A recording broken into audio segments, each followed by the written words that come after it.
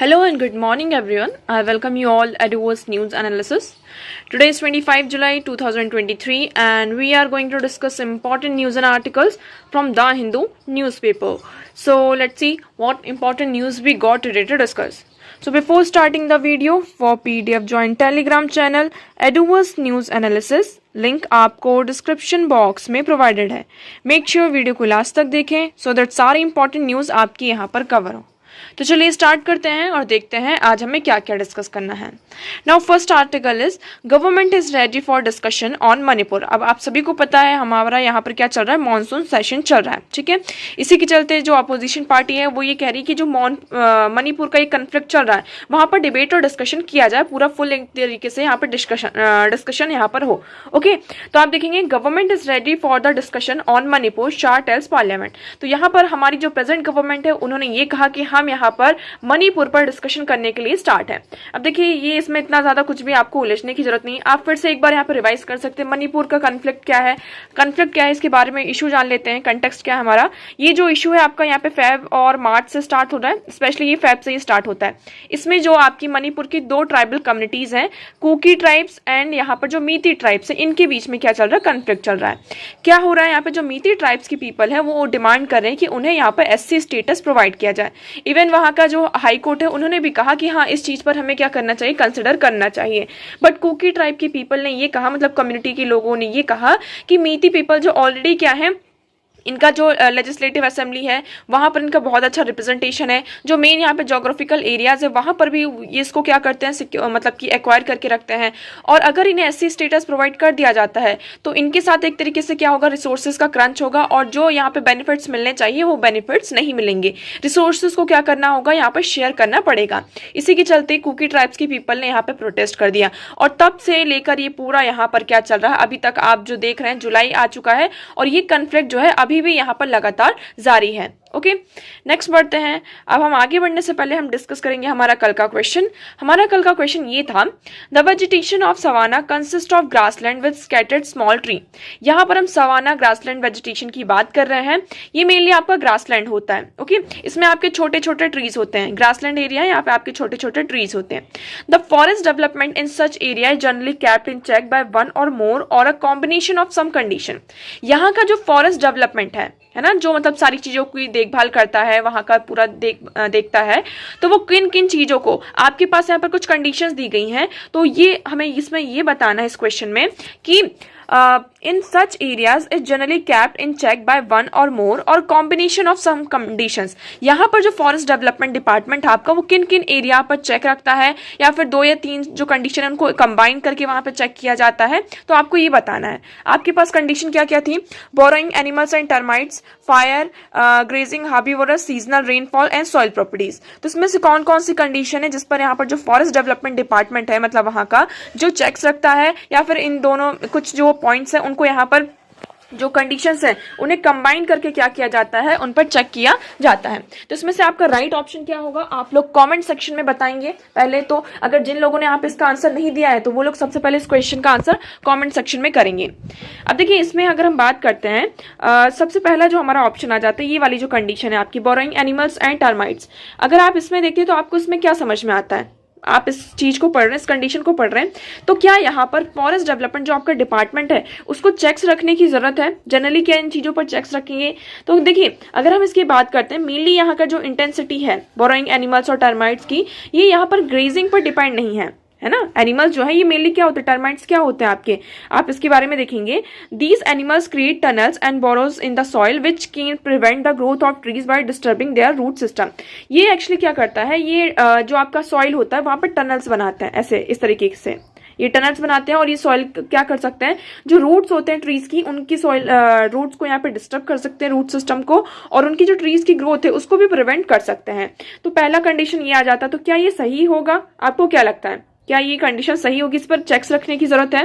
तो इसमें आपका ये जो ऑप्शन हो जाता है यहाँ पर ये गलत हो जाता है. ओके, इस पर जो जनरली जो फॉरेस्ट डेवलपमेंट है वो चेक्स नहीं रखता है, तो ये ऑप्शन आपका यहाँ पर गलत हो जाता है, ये वाली कंडीशन. तो देखिए यहाँ पर आपका जो ऑप्शन ए है उसमें फर्स्ट ऑप्शन है, तो ये आपका यहाँ पे एलिमिनेट होता है और ऑप्शन डी भी यहाँ पर क्या हो जाता है, एलिमिनेट हो जाता है. अब आपके पास बचते हैं कौन सा, बी एंड सी. अब देखिए ये जो फायर वाली कंडीशन है सवाना ग्रासलैंड में, वहाँ का जो टेम्परेचर होता है बहुत मतलब की तरीके से ज़्यादा होता है, और यहाँ पे जो फायर होती है वो ऑलमोस्ट होती रहती है, बहुत ज़्यादा कॉमन है। जो ब्रुश फायर्स हैं यहाँ पर सवाना ग्रासलैंड में यहाँ पर क्या है, कॉमन है। इसलिए यहाँ पर इसे हमें मॉडिफाई होता रहता है, वहाँ का जो क्लाइमेट है एक तरीके से अल्टरनेट वेट और ड्राई सीजन जो होता है मॉडिफाइड होता रहता है फॉरेस्ट का। इसलिए यहाँ पर इस पर चेक्स रखने की जरूरत है, क्योंकि इससे क्या होता है, अगर ग्रासलैंड में फायर लगी, यहाँ पर ये जो पूरा एरिया यहाँ पर आग लगती है, तो यहाँ के साथ साथ क्या होगा, एक तो पूरा ये जो एरिया है ट्रीज है वो पूरे जल जाएंगे, दूसरे साथ साथ यहाँ के जो एनिमल्स हैं उन पर भी क्या होगा, बहुत ज्यादा नुकसान होगा। तो इस चीज पर हमें क्या रखने की जरूरत है, चेक्स रखने की जरूरत है। तो आपका जो सेकंड ऑप्शन है वो यहाँ पर करेक्ट हो जाता है। तो देखिए आप ध्यान से देखेंगे आपके पास जो ऑप्शन बी है उसमें आपका सेकंड ऑप्शन नहीं है, तो ये भी आपका यहाँ पे एलिमिनेट हो जाता है और आपके पास क्या बचता है, ऑप्शन सी। तो आपका राइट ऑप्शन क्या है, सी।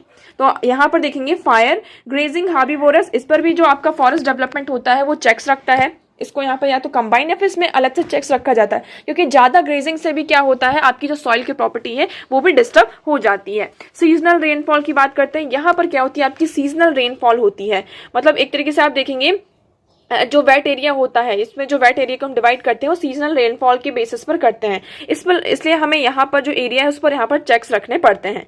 सॉइल की प्रॉपर्टी की बात करते हैं, तो सॉइल की जो प्रॉपर्टी है वो सवाना का जो वेजिटेशन है उसको यहाँ पे कंट्रीब्यूट करता है। सॉइल एक बार बन गई तो बन गई, उसको फिर हम क्या कर सकते हैं, उसमें कोई भी चेक रखने की इतनी जरूरत नहीं होती है। तो इसलिए आपका जो फिफ्थ ऑप्शन होता है, मतलब कंडीशन होती है, ये गलत हो जाती है। तो आपके पास क्या बचता है, 2, 3 एंड 4। तो इसलिए आपका राइट ऑप्शन हो जाता है ऑप्शन सी। ओके अब देखिए हम सवाना बायोमी के बारे में पढ़ रहे हैं, ग्रासलैंड के बारे में पढ़ रहे हैं, तो इसके बारे में और चीजें हम देख लेते हैं क्या क्या है। यहाँ पर 2 टाइप्स के आपके सवाना ग्रासलैंड होते हैं, एक होता है ट्रॉपिकल और दूसरा होता है semi tropical savanna. Grassland are located on every continent except Antarctica. आपका जो ग्रासलैंड है हर एक कॉन्टिनेंट में आपको देखने को मिलेगा एक्सेप्ट अंटार्कटिका। तो आप देखेंगे मेनली हम बात करते हैं किसकी, द लार्जेस्ट सवाना कहाँ है आपका लोकेट है, अफ्रीका नियर द इक्वेटर। ये जो आपका अफ्रीकन रीजन है, ये हम अफ्रीकन कॉन्टिनेंट है इस तरीके से। तो यहाँ पर आपको मिलता है क्या, सवाना ग्रासलैंड देखने को मिलता है। One of the most famous African savanna is the Serengeti National Park in Tanzania which is known for its largest wildebeest and zebra population. तो यहाँ का फेमस कौन है, तंजानिया का आपका जो सेरेंगेटी नेशनल पार्क है वो सबसे ज्यादा क्या आपका फेमस है, क्योंकि यहाँ पे आपके जेब्रा की जो पॉपुलेशन है बहुत ज्यादा आपको देखने को मिलती है। ओके और यहाँ पर आपके जो लायंस होते हैं, लेपर्ड, एलिफेंट, हिप्पोस और गैजल्स, ये भी आपको देखने को मिलते हैं। क्लाइमेट की बात करते हैं, यहाँ का जो क्लाइमेट होता है वेरी करता है अकॉर्डिंग टू सीजन। यहाँ पर आपको वेट सीजन भी देखने को मिलेंगे, वार्म वेदर भी देखने को मिलता है। यहाँ पर 50 इंचेस की क्या होती है, आपकी रेन होती है। स्पेशली यहाँ पे ड्यूरिंग ड्राई सीजन में यहाँ पे जो बहुत ज्यादा एक्सट्रीमली हॉट होता है और रेनफॉल का जो अमाउंट है वो भी बहुत ज्यादा क्या होता है, कम होता है। हम वेजिटेशन की बात करते हैं, सवाना बायोमी में इस डिस्क्राइब करता है, ये ग्रासलैंड है आपका। ओके इसमें मेनली जो आपके छोटे छोटे ट्रीज देखने को मिलते हैं, इसमें डिस्पर्स ट्री होते हैं, जैसे कि मान लीजिए एक ट्री यहाँ पर हुआ, दूसरा ट्री यहाँ पर हुआ, तो ऐसे एक तरीके से आपको घना जंगल देखने को नहीं मिलता है। इसमें मेनली आपको जो बड़ी बड़ी ग्रासेस होती हैं, ग्रासेस तो बहुत बड़ी बड़ी होती है, तो इसीलिए हम इसको कहते हैं grassland. The lack of water makes the savanna as a difficult place for tall plants such as trees to grow. यहाँ पर पानी की कमी होती है, जिसके कारण यहाँ पे जो ट्री होते हैं ज्यादा यहाँ पर बड़े ग्रो नहीं कर पाते हैं। ओके तो आई होप आपको यहाँ पे जो सवाना बायोमी है इससे रिलेटेड सारी चीजें क्लियर होंगी। चलिए आगे बढ़ते हैं हमारे नेक्स्ट क्वेश्चन की तरफ। तो आज का हमारा पहला क्वेश्चन है, with reference to pulse production in India consider the following statements. यहाँ पर इंडिया की पल्स प्रोडक्शन की बात की जा रही है और उससे रिलेटेड आपके पास कुछ स्टेटमेंट्स दी गई हैं और इसमें से आपको ये बताना है विच स्टेटमेंट इज करेक्ट और which statement is incorrect. Okay तो आपके पास पहली स्टेटमेंट क्या है, black gram can be cultivated as both kharif and rabi crops. आपका जो ब्लैक ग्राम होता है ना, तो वो उसको हम खारिफ और राबी क्रॉप्स ऐसे दोनों उसमें कल्टीवेट कर सकते हैं या नहीं। दूसरा है आपका green gram alone account for nearly half of the pulse production. यहाँ पर हम ग्रीन ग्राम की बात कर रहे हैं। ग्रीन ग्राम क्या होता है, तो देखिए ग्रीन ग्राम आपका जो होता है इसमें ये कहा जा रहा है कि जो पल्स का हमारा पूरा प्रोडक्शन होता है उसको यहाँ पे अकेले ही उसका जो हाफ प्रोडक्शन, मान लीजिए यहाँ पे 100% हम पल्स का प्रोडक्शन कर रहे हैं, तो उसमें से जो 50% प्रोडक्शन हो रहा है वो किसका हो रहा है, ग्रीन ग्राम का ही हो रहा है। In the last 3 decades while the production of Khari pulses has increased, the production of rabi pulses has decreased। इसमें ये कहा जा रहा है, हम लास्ट 3 decades से देखेंगे तो आपका जो खारी पल्सेस है उसका जो प्रोडक्शन है वो क्या होता है, इंक्रीज होता है, और जो राबी पल्सेस है उनका प्रोडक्शन यहाँ पर डिक्रीज होता है। तो क्या ये तीनों स्टेटमेंट आपकी सही है, या फिर आपकी सिर्फ फर्स्ट और सेकंड स्टेटमेंट सही है, या आपकी थर्ड स्टेटमेंट सही है? तो इसमें से कौन सी स्टेटमेंट आपकी सही है, कौन सी स्टेटमेंट गलत है, ये आप कॉमेंट सेक्शन में बताएंगे। ओके, आगे बढ़ते हैं। हमारा नेक्स्ट क्वेश्चन है, कंसिडर द फॉलोइंग स्टेटमेंट्स। आपके पास फिर से आपकी कुछ स्टेटमेंट दी गई हैं और उसके बाद आपको ये बताना है कि इसमें से कौन सी स्टेटमेंट आपकी सही है और कौन सी स्टेटमेंट गलत है। ये आपका इकोनॉमी का क्वेश्चन है, तो इसको आप यहाँ पर आपने इकोनॉमी सेक्शन में क्या कर सकते हैं, ऐड कर सकते हैं। ये क्वेश्चन का आंसर आप लोगों को कमेंट सेक्शन में करना है। जो आपका ये सेकंड क्वेश्चन है, इसका आंसर आप लोग कमेंट सेक्शन में करेंगे और इसका आंसर आप लोगों को कल के वीडियो में दिया जाएगा। तो आप सभी लोगों को इस क्वेश्चन का आंसर कमेंट सेक्शन में करना है। उसके बाद जो आपका थर्ड क्वेश्चन है, इसका भी आंसर आप लोगों को करना है और वीडियो को लास्ट तक देखिएगा। लास्ट के वीडियो में आप लोगों को इस क्वेश्चन का आंसर दिया जाएगा। क्वेश्चन क्या कह रहा है, in India credit rating agency are regulated by Reserve Bank of India. यहाँ पर जो क्रेडिट दिए जाते हैं, जो भी आपकी एजेंसीज होती हैं, उनको रेटिंग प्रोवाइड की जाती है। तो आपकी जो ये रेटिंग प्रोवाइड की जाती है वो किसके द्वारा रेगुलेट की जाती है, आरबीआई के द्वारा रेगुलेट की जाती है। तो क्या ये स्टेटमेंट आपकी सही है या गलत, आपको ये बताना है। सेकंड क्या है, the rating agency popularly known as ICRA is a public limited company. यहाँ पर जो क्रेडिट एजेंसी है उसको हम पॉपुलरली ICRA कहते हैं जी, जो एक पब्लिक लिमिटेड कंपनी है। तो क्या ये स्टेटमेंट सही है या गलत? देखिए, अगर आप स्टेटमेंट्स को ध्यान से पढ़ेंगे ना तो आपका क्वेश्चन में ही आपको आंसर मिल जाएगा ऑटोमेटिकली। आप बस स्टेटमेंट्स को ध्यान से थोड़ा सा पढ़ेंगे तो आपको देखिए समझ में आ जाएगा कि इसका राइट ऑप्शन क्या होगा। Brickwork rating is an Indian credit rating agency. यहाँ पे हम ब्रिकवर्क की बात कर रहे हैं, क्या ये इंडियन क्रेडिट रेटिंग एजेंसी है? तो आप क्वेश्चन को अच्छे से पढ़िए, 2-3 बार इसको आप वीडियो को पॉज करिए पहले और उसके बाद इस क्वेश्चन को अच्छे से पढ़िए। आप देखेंगे आपको इस क्वेश्चन में ही आपको इसका आंसर मिल जाएगा। ओके, तो कमेंट सेक्शन में आप लोग इस क्वेश्चन का आंसर करेंगे। वीडियो को लास्ट तक देखिएगा और लास्ट में इस वीडियो का आप लोगों को क्या किया जाएगा, आंसर प्रोवाइड किया जाएगा। आगे बढ़ते हैं। हमारा नेक्स्ट आर्टिकल है, CM inaugurates Delhi's first RO water ATM 500 more to be set up. अब देखिए दिल्ली में क्या किया है, वाटर ATM को सेटअप किया गया है। वाटर, जैसे कि आप लोग, आपके पास जैसे हम पैसे निकालने के लिए हमारे पास ATMs होते हैं, हम हर जगह पर आपको हर डिस्टेंस में कहीं ना कहीं आपको ATM मिल ही जाता है। जब भी आपको इमरजेंसी होती है, आपने अपना ATM कार्ड यूज किया और आपने पैसे निकाल लिए। इसी तरीके से दिल्ली में एक नया कॉन्सेप्ट आया वाटर ATM का।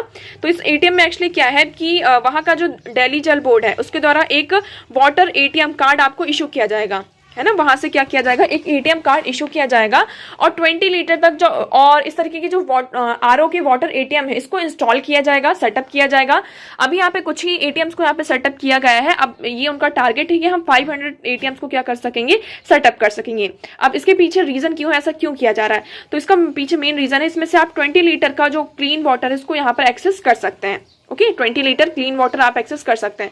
तो मतलब लोगों को यहाँ पर अच्छा पानी, साफ पानी मिले, इसलिए इस चीज को यहाँ पर क्या किया गया है, आपका लेकर आया गया है, मतलब कि वाटर ATM को यहाँ पर लेकर आया गया है। तो water drawn over the daily quota will be charge at the rate of 1.60 पर 20 लीटर ही एडेड। और इसमें जो हम 20 लीटर वाटर निकाले तो उसमें से आपको सिर्फ 1.60 रुपीज का क्या किया जाएगा, उसको आपको यहाँ पर चार्ज, मतलब कि चार्जेस यहाँ पर रहेंगे। ओके, तो देखिए आप, आई होप आपको यहाँ पर क्लियर होगा। तो इसमें इनका मेन मोटिव ये है कि हम क्या कर सकें, लोग यहाँ पर जो क्लीन और फ्रेश वाटर को एक्सेस कर सकें, है ना, इसलिए यहाँ पर वाटर ATM को इंस्टॉल किया जा रहा है।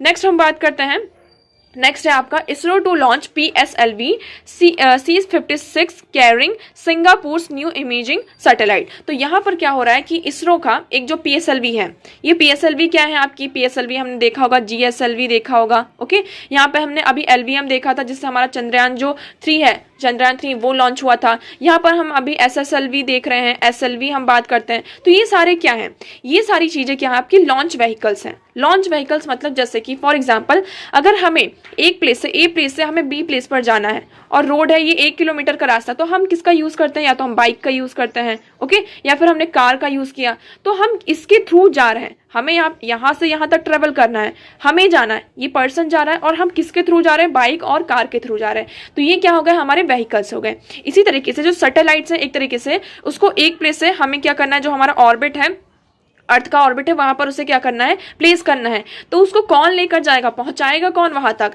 तो उसके लिए आपकी क्या होते हैं, व्हीकल्स होते हैं जिसे हम कहते हैं लॉन्च व्हीकल्स। तो ये PSLV होते हैं, SLV होते हैं, SSLV होते हैं, है ना।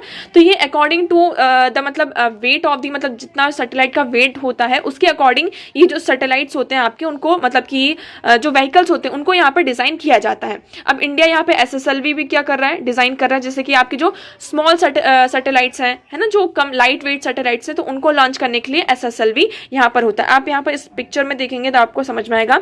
SLV3 था हमारा, ASLV था, SSLV है, PSLV है, GSLV है, LVM3 जिससे अभी आपका चंद्रयान 3 लॉन्च हुआ है। ओके, यहाँ पे HRLV है, ये भी और ज्यादा जो आपके बड़े बड़े और ज्यादा जो हैवी सैटेलाइट्स हैं उनको लॉन्च करने के लिए यहाँ पर ये आपके सारे क्या है, लॉन्च व्हीकल्स हैं। ओके, तो ये सारे क्या है, आप सभी को यहाँ पर क्लियर होगा, ये सब आपके लॉन्च व्हीकल्स है, सैटेलाइट लॉन्च व्हीकल है। तो अभी क्या हुआ, इसरो ने क्या किया, लॉन्च किया है, मतलब लॉन्च करने वाला है 30 जुलाई को यहाँ पे लॉन्च किया जाएगा सिंगापुर का न्यू इमेजिंग सैटेलाइट। तो इसका नाम क्या है आप देख सकते हैं यहाँ पर। The launch vehicle is configured its core alone mod similar to that of C-55. It will launch DSSAR. तो DSSAR इस सैटेलाइट इमेज को क्या किया जाएगा, मतलब इमेजिंग सैटेलाइट को यहाँ पे लॉन्च किया जाएगा। इसका वेट कितना है, 360 kg इसका वेट है। ये कहाँ का है आपका, सिंगापुर का है। तो देखिए इससे क्या हो रहा है, इसमें क्या होता है, कंट्रीज के पास वेरियस लॉन्च व्हीकल्स होते हैं। तो वो जो दूसरी कंट्रीज होती हैं वो जब सैटेलाइट्स बनाती हैं तो दूसरी कंट्री से कहते हैं, जैसे कि ये X कंट्री है, इसका सैटेलाइट है बट इसके पास लॉन्च व्हीकल्स नहीं है। ये जो Y कंट्री है इसके पास लॉन्च व्हीकल्स हैं। तो इन्होंने कहा कि आप हमारा जो सैटेलाइट है उसको लॉन्च कर दिए। इससे क्या होता है, आपका जो कंट्री टू कंट्री है वो कोलैबोरेशन जो है वो भी यहाँ पर इंक्रीज होता है, हमारे रिलेशन यहाँ पर इंप्रूव होते हैं। जो स्पेस टेक्नोलॉजी है इसमें भी हम और ज्यादा से क्या करते हैं, एक्सप्लोर कर सकते हैं। ओके, आगे बढ़ते हैं। अब हमारा नेक्स्ट आर्टिकल है N unavoidable controversy over the sample survey. आप इस आर्टिकल से आपके पास यहाँ पे दो आर्टिकल देखने को मिलेंगे, जो सैंपल सर्वे है और आप टेक्स्ट एंड कंटेस्ट में आएंगे तो यहाँ भी आपको एक आर्टिकल दिखेगा, is there are rural bias in national surveys. तो इन दोनों आर्टिकल को आप मिक्स करके पढ़ सकते हैं। यहाँ पर एक्चुअली ये बताया गया कि जो आपके नेशनल सर्विस किए जाता है ना, वेरियस आपका, जैसे हम नेशनल फैमिली हेल्थ सर्वे की बात करते हैं। ओके, यहाँ पर जो वेरियस लेबर सर्विस होते हैं, आपका जो पीरियडिक लेबर सर्वे होता है, वेरियस यहाँ पे जो मिनिस्ट्रियल सर्वेज होते हैं वो क्या होते हैं, बायस्ड होते हैं टूवर्ड्स द रूरल एरियाज, है ना। क्या होते हैं वो, बायस्ड होते हैं टूवर्ड्स द रूरल एरिया। क्यों होते हैं बायस, इसकी बात की जा रही है क्योंकि इसमें क्या किया जाता है, जैसे कि रूरल एरिया की अगर हम बात करते हैं वो बहुत ज्यादा यहाँ पर एक्टिवली सामने नहीं आते चीजों को लेकर, है ना। इसलिए क्या किया जाता है, ज्यादा से ज्यादा फोकस हम करते हैं इन सर्वे में, ज्यादा से ज्यादा फोकस किया जाता है किसकी तरफ, रूरल एरिया की तरफ। बट इससे क्या होता है, जब हम यहाँ पर रूरल एरिया की तरफ ज्यादा से फोकस करते हैं तो अल्टीमेटली क्या करता है, तो जो इंडिया की जो डेवलपमेंट है ना, जो प्रोग्रेस है उसको यहाँ पर काउंट नहीं कर पाते हैं।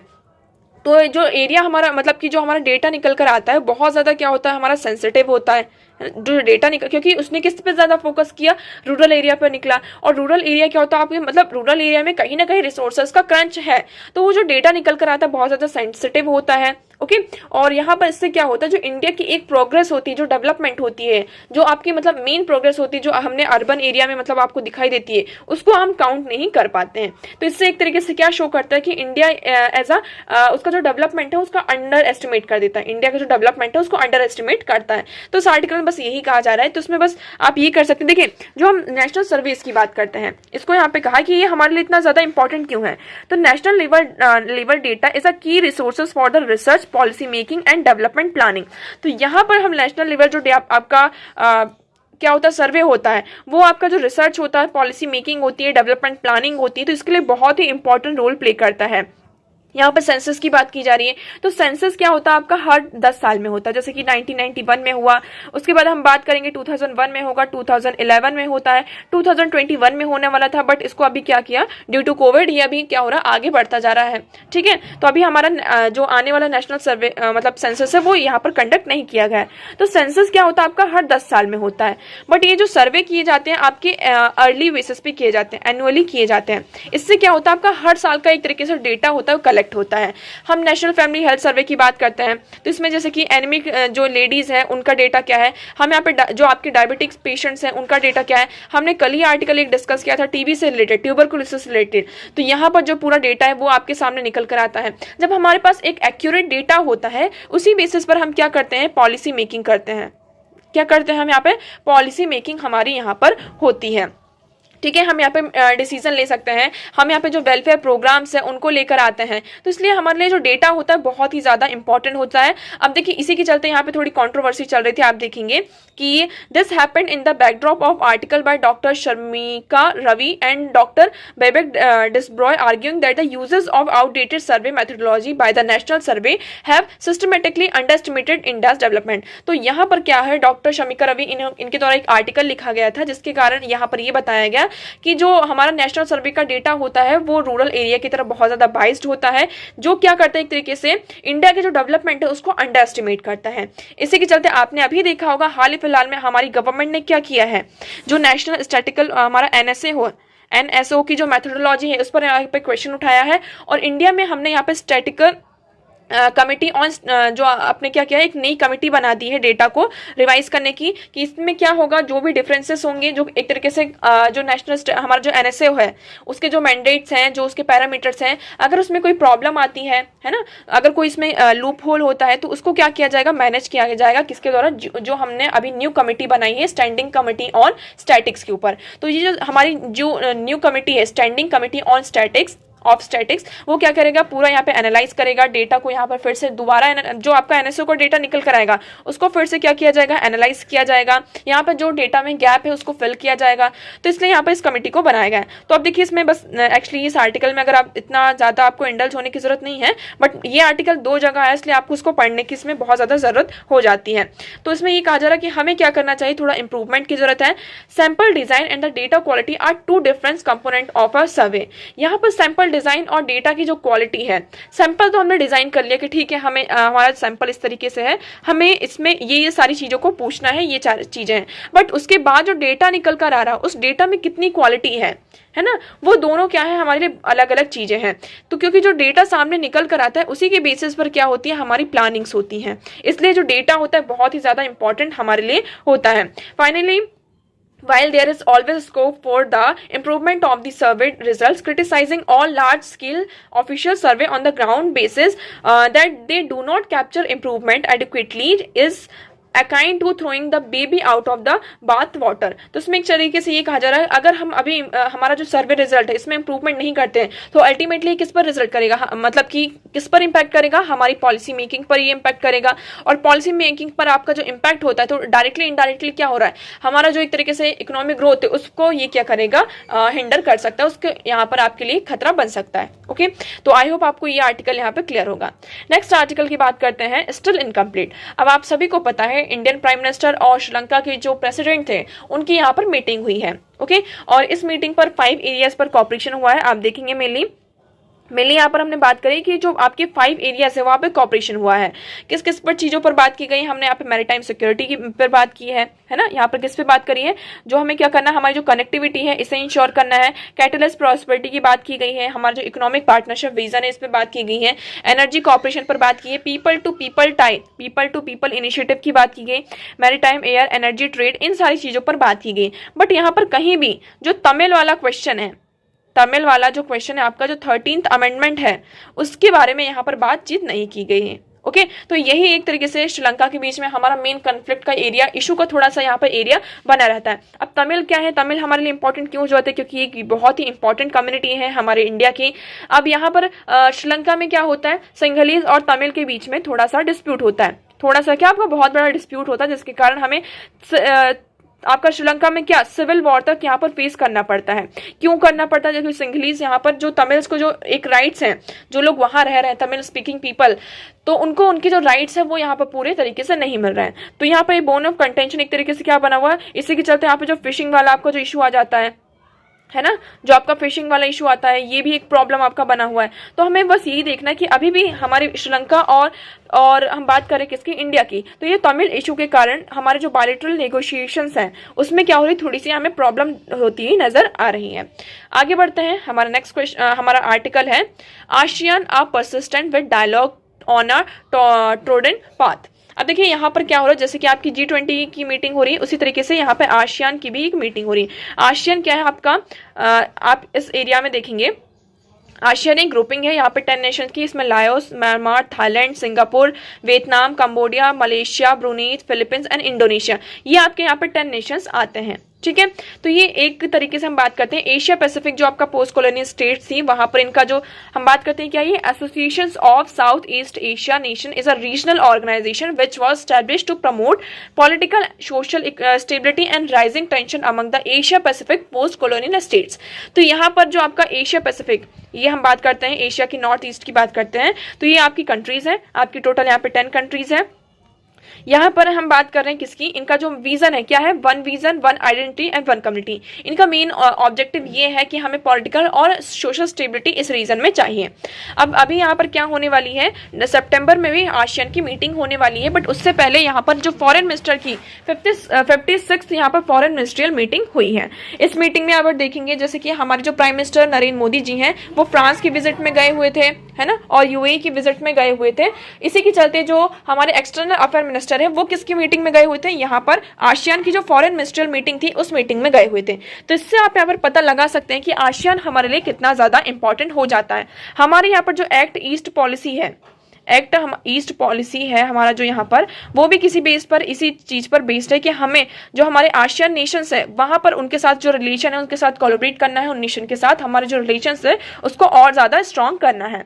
यहाँ पर हम आसियान के विजन और चैलेंजेस की बात करते हैं, उनको कुछ विजन्स भी हैं और उनके कुछ चैलेंजेस भी हैं। जैसे कि उन्होंने कहा कि जैसे कोविड-19 का जो इम्पैक्ट हुआ है आपका, पेंडेमिक का, इकोनॉमिक स्लो डाउन हुआ है due to Ukraine war, climate change, तो इन सारी चीजों पर हमें क्या करना चाहिए, फोकस करना चाहिए।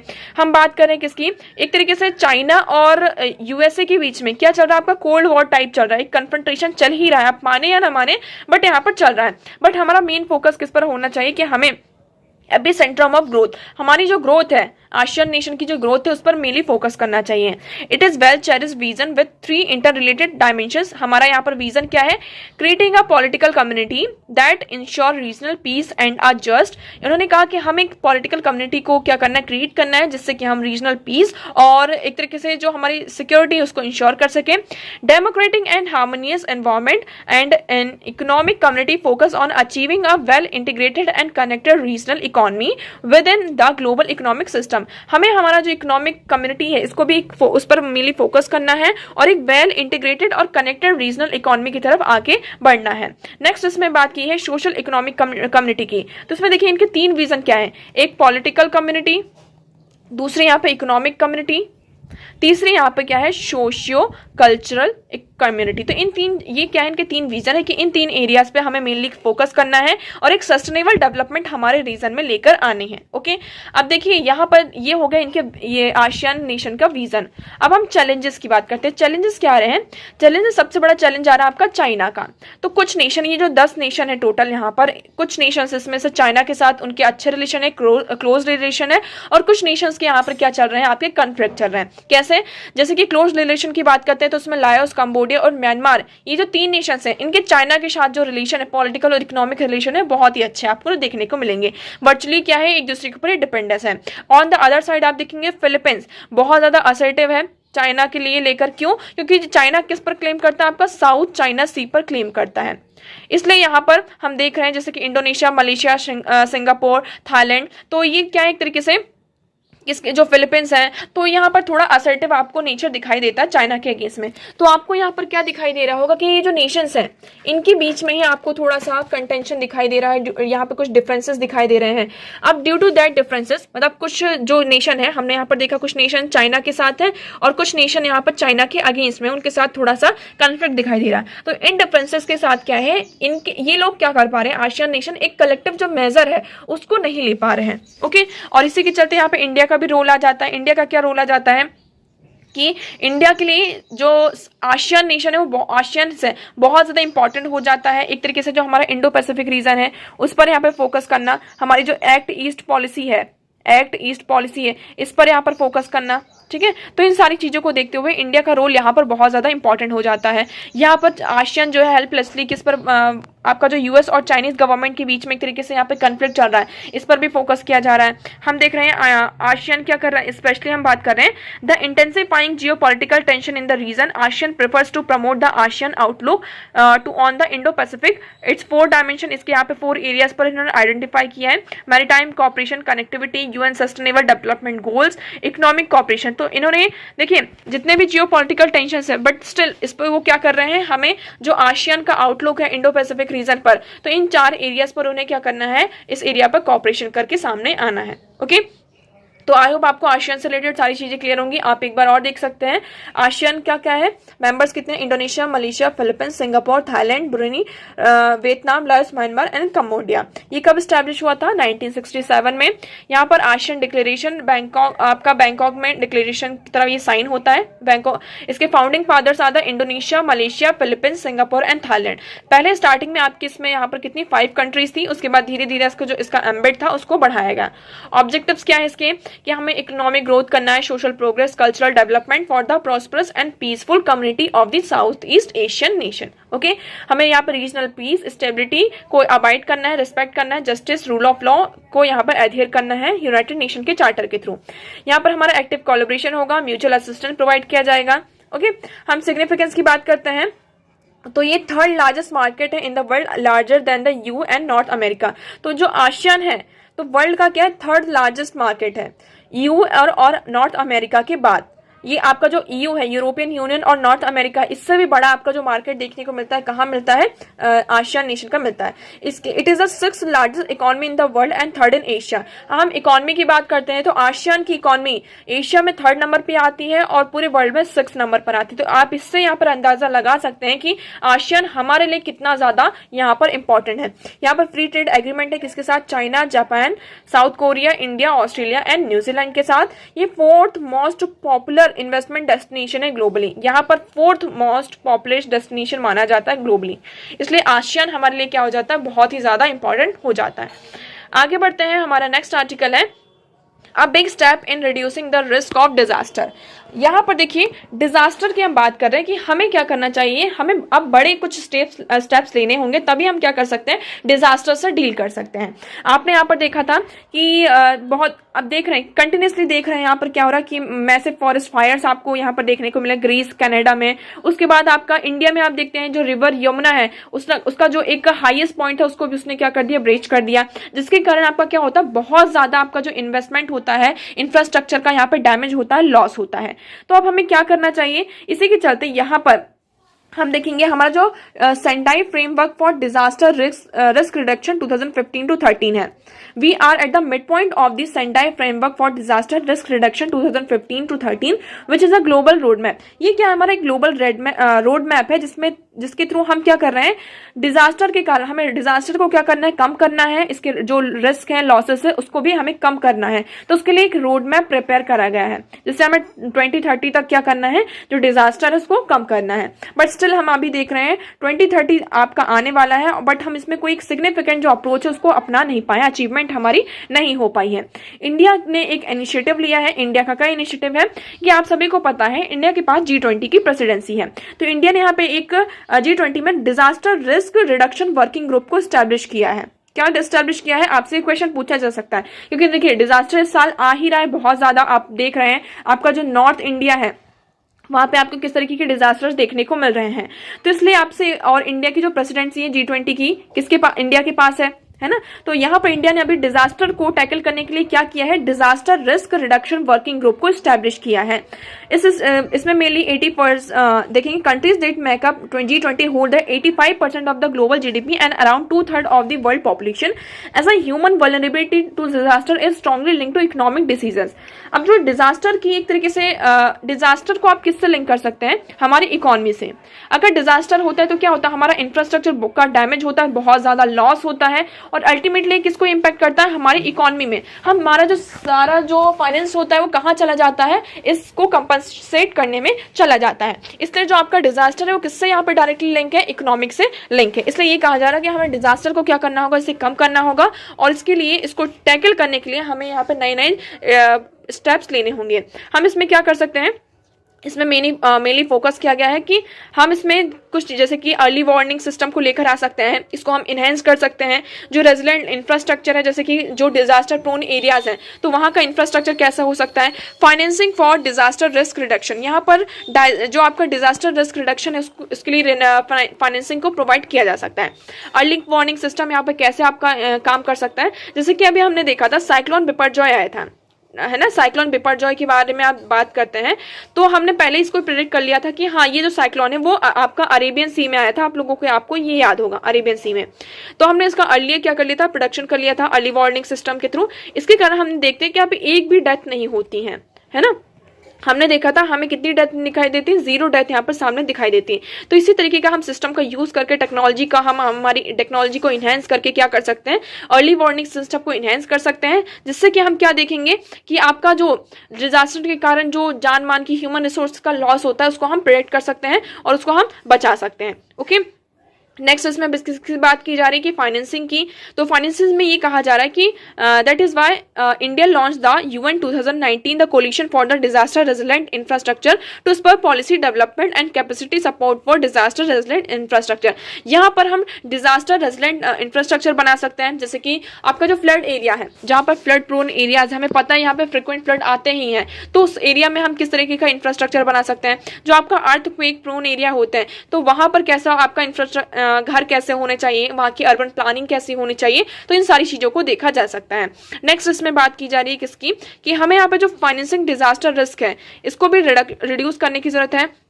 हमें एक कंक्रीट प्लान लेकर आना होगा, जिससे कि हम क्या कर सकते हैं, जो आपका डिजास्टर है उसको हम कम कर सकते हैं। तो देखिए G20 Nations like Indonesia and India have used risk metrics to allocate resources at the sub-national and local level for the disaster risk reduction। तो अब आप बात कर रहे हैं कि हमें क्या करना होगा, एक स्केल अप करना होगा, हमारी इकोनॉमी बेस्ड अप्रोच को इन्हेंस करना होगा, नेशनल और जो लोकल रिस्पॉन्सेस कैपेसिटीज है उसे भी हमें इन्हेंस करने की जरूरत है। तो एक तरीके से G20 आपका जो नेक्स्ट प्रेसिडेंसी आने वाली है उन कंट्रीज के ऊपर भी ये फोकस हो जाता है, उनका ये एक तरीके से उनके ऊपर रिस्पॉन्सिबिलिटी आ जाती है कि हमें इस चीज पर जो आपका डिजास्टर है उस पर फोकस करने की जरूरत है। ओके, तो आई होप आपको ये आर्टिकल यहाँ पर क्लियर होगा। आगे बढ़ते हैं, हमारा नेक्स्ट आर्टिकल है what does India's first gig workers right bill stipulate. यहाँ पर राजस्थान ने क्या पास किया है, आपका एक बिल पास किया है जिसका नाम क्या है, Rajasthan platform based gig workers registration and welfare bill 2023। किसने पास किया है, आपसे क्वेश्चन पूछा जा सकता है। तो ये राजस्थान। यहाँ पर जो गिग वर्कर्स होते हैं, आपके गिग वर्कर्स क्या होते हैं, आप सभी को पता होगा, जो आपके ऐप बेस्ड, जैसे कि जोमेटो के जो वर्कर्स हो गए, आपके जितने भी डिलीवरी बॉयज होते हैं तो वो क्या करते हैं, आपके जोमेटो में भी काम करते हैं, यहाँ पे स्विगी में भी यहाँ पर काम कर रहे हैं, है ना। तो इनका एक तरीके से कोई प्लेटफॉर्म नहीं होता जिसपे वो काम करते हैं किसी कंपनी के साथ कोलैबोरेट करके। ये मतलब अलग अलग कंपनीज के साथ क्या इनका कोलैबोरेशन होता है और वो उनके साथ काम करते हैं। तो इनके साथ क्या होता है, बहुत सारी प्रॉब्लम्स होती है, जैसे कि आपको इनको अगर कोई एक्सीडेंट हो जाता है इनके साथ, है ना, तो इनकी कोई इंश्योरेंस की पॉलिसी नहीं होती है, इस तरीके की बहुत सारी जो हेल्थ बेनिफिट्स इनको नहीं मिलते हैं, एजुकेशन के जो बेनिफिट्स होते हैं वो सारी चीजें यहाँ पर नहीं मिल पाती। तो इनके राइट्स को रिकॉग्नाइज करने के लिए एक तरीके से राजस्थान ने एक बिल को पास किया जिसका नाम है Rajasthan platform based gig worker registration welfare bill 2023। यहाँ पर क्या प्रपोज किया गया है कि हम क्या करेंगे, बिल ने प्रपोज किया है एग्रीगेटर्स क्या है, digital intermediates connecting buyers and sellers. यहाँ पे जो एग्रीगेटर्स होते हैं, एग्रीगेटर्स क्या होते हैं, जैसे कि ये एक डिजिटल प्लेटफॉर्म है और यहाँ पर आपका क्या है, सेलर है, मतलब एक तरीके से जो बायर होता है और दूसरा क्या होता है, सेलर होता है। हम यहाँ पर सामान खरीद रहे हैं और दूसरा है जो सामान बेच रहा है। तो इनके बीच में जो सामान को पहुंचाने का काम कौन करेगा, एक कोई दूसरा यहाँ पर पर्सन होगा जिसको हम डिलीवरी बॉयज कहते हैं। तो ये आपके गिग वर्कर्स में आते हैं। तो यहाँ पर इंटरमीडिएट्स होते हैं जो एक दूसरे को कनेक्ट करते हैं, जिसे हम प्राइमरी एम्प्लॉयर्स भी कहते हैं। तो उनके लिए प्रपोज किया गया है इस बिल। इसमें क्या किया जाएगा कि इसमें एक वेलफेयर बोर्ड को कंप्राइज किया जाएगा। इस बिल ने क्या कहा है कि हम एक वेलफेयर बोर्ड को बनाएंगे जिसमें आपके स्टेट ऑफिशियल्स होंगे और जो गिग वर्कर्स के रिप्रेजेंटेटिव्स होंगे, एग्रीगेटर्स होंगे और सिविल सोसाइटी के कुछ मेंबर्स होंगे। इसमें एक वेलफेयर फंड को सेटअप किया जाएगा। इसमें क्या होगा, जो आपका वेलफेयर बोर्ड है उसको एक वेलफेयर फंड यहाँ पे बनाया जाएगा, सेटअप किया जाएगा, जिसमें जो भी गिग वर्कर्स प्लेटफॉर्म है उसको पहले रजिस्टर करना होगा। जो भी यहाँ पे गिग वर्कर्स है उन्हें रजिस्टर करना होगा। उसके बाद उनको जो भी सोशल सिक्योरिटी होती है गिग वर्कर्स को वो सारी प्रोवाइड की जाएंगी। ओके, मतलब यहाँ पर देखिए एक आपका क्या है, वेलफेयर बोर्ड है जिसमें यहाँ पर एक वेलफेयर फंड को सेटअप किया गया है और इस वेलफेयर सेटअप में जितने भी गिग वर्कर्स हैं, प्लेटफॉर्म्स हैं, उन्हें यहाँ पर रजिस्टर करना होगा और उसके बाद उनको सारी जो सोशल सिक्योरिटी है उसकी गारंटी यहाँ पर प्रोवाइड की जाएगी। अब ये जो फंड है, इसमें फंड कहाँ से आएगा, तो फंड की हम बात कर रहे हैं, इसमें मेनली जो फंड है आपका कहाँ से आएगा, जो वेलफेयर सेस है ये इसमें 2% का रखा गया है, सोशल सिक्योरिटी इसमें सेस रखा गया है। यहाँ पे जो आपका गवर्नमेंट है उसके द्वारा और जो इंडिविजुअल वर्कर्स हैं वो भी क्या कर सकते हैं, थ्रू एड्स इस तरीके से यहाँ पर उनको फंड्स प्रोवाइड किया जा सकता है। ये फंड्स आपको कभी मिलेंगे, जब इसमें आप रजिस्टर करेंगे उसके बाद ही आपको यहाँ पे फंड प्रोवाइड किया जाएगा। इसमें जो एग्रीगेटर्स हैं उनको द्वारा भी क्या किया जाएगा, यहाँ पर फंड का यहाँ पर उनको मतलब कि सपोर्ट करना होगा। तो यहाँ पर क्या राइट्स रिकॉग्नाइज हैं, तो इसमें आप कह सकते हैं कि एक तरीके से हाँ कहीं ना कहीं जो गिग वर्कर्स एक तरीके से, क्योंकि जो गिग वर्कर्स होते हैं उन्हें एम्प्लॉयज के रूप में कंसिडर नहीं किया जाता।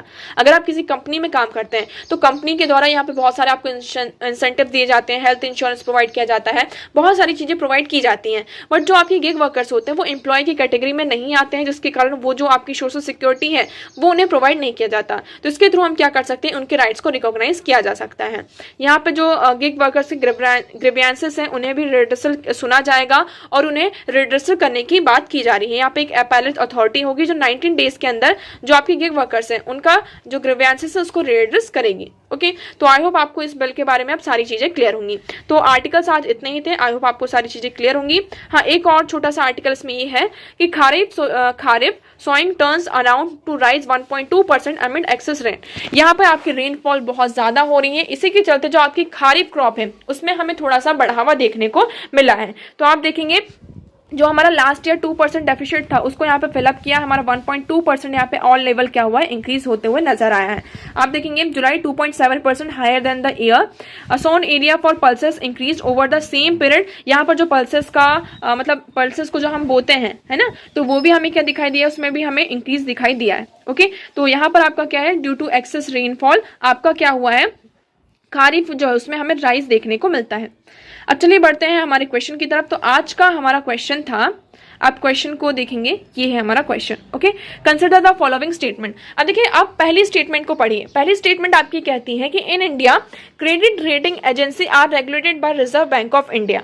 इन्होंने ये कहा कि जो जो हमारी रेटिंग एजेंसी है उसको किसके द्वारा रेगुलेट किया जाता है, रिजर्व बैंक ऑफ इंडिया के द्वारा। तो ये आपका ऑप्शन गलत हो जाता है। अब सेकंड स्टेटमेंट पढ़िए, the rating agency popularly known as ICRA is a public limited company. तो यहाँ पर एक तरीके से कहा जा रहा है कि हम यहाँ पर जो हमारी रेटिंग एजेंसी है उसका नाम क्या है, ICRA, ये क्या है, पब्लिक लिमिटेड कंपनी है। तो आप देखेंगे कि credit rating agency is a essential part of financial market, they are regulated by SEBI not RBI। ये किसके द्वारा रेगुलेट की जाती है, आपकी सेबी के द्वारा रेगुलेट की जाती है, RBI के द्वारा रेगुलेट नहीं की जाती है। तो आप देखेंगे आपका जो ऑप्शन ए है, C और D, ये ऑटोमेटिकली क्या हो जाते हैं, यहाँ पे एलिमिनेट हो जाते हैं। आपके पास सिर्फ बचता है ऑप्शन बी। तो आपका राइट ऑप्शन क्या है, BN। आपका राइट ऑप्शन क्या हो जाता है, बी। 2 और 3 आपकी क्या है, दोनों राइट यहाँ पर स्टेटमेंट हो जाती हैं। अब आप देख लीजिए ICRA लिमिटेड ये सेटअप होता है आपका 1991 में। ये क्या है, एक लीडिंग फाइनेंशियल स्टेटमेंट इंस्टीट्यूशन है। Commercial banks, financial services companies are independent and professional investment information and credit rating agency है आपकी। ICRA एक पब्लिक लिमिटेड कंपनी है where its shares listed in the Bombay Stock Exchange and National Stock Exchange। Okay, तो यहाँ पर I hope आपको यहाँ पर क्या है कि आपकी क्या है, ICRA एक पब्लिक लिमिटेड कंपनी है। इसके जो स्टॉक्स हैं वो कहाँ, आपके जो बॉम्बे स्टॉक एक्सचेंज है और नेशनल स्टॉक एक्सचेंज है वहां पर क्लियर है। हम बात करते हैं BWR की, ये क्या है, सेबी में इसको रजिस्टर किया गया है। ये भी क्या है, इंडिया की क्रेडिट रेटिंग एजेंसी है। It has also been aggregated by RBI offer rating service on bank loans. तो ये क्या करता है, इसको RBI के द्वारा भी एग्रीगेट किया जाता है, जो कि मतलब कि जो बैंक के थ्रू हम लोन्स लेते हैं उनको रेटिंग प्रोवाइड करती हैं। ओके, तो आई होप आपको यहाँ पे क्लियर होगा। तो आपका राइट ऑप्शन क्या हो जाता है, 2 और 3 ओनली। और जो आपका सेकंड क्वेश्चन है इसका आंसर आप लोगों को कमेंट सेक्शन में करना है। So that's for all today. I hope आपको सारी चीजें क्लियर होंगी। अगर आपको कुछ भी डाउट लगता है तो आप कमेंट सेक्शन में यहाँ पर पूछ सकते हैं। वीडियो कैसा लगा कमेंट सेक्शन में जरूर बताएगा। वीडियो को प्लीज लाइक करेगा एंड चैनल को subscribe. So that's for all today. Thank you so much for discussion.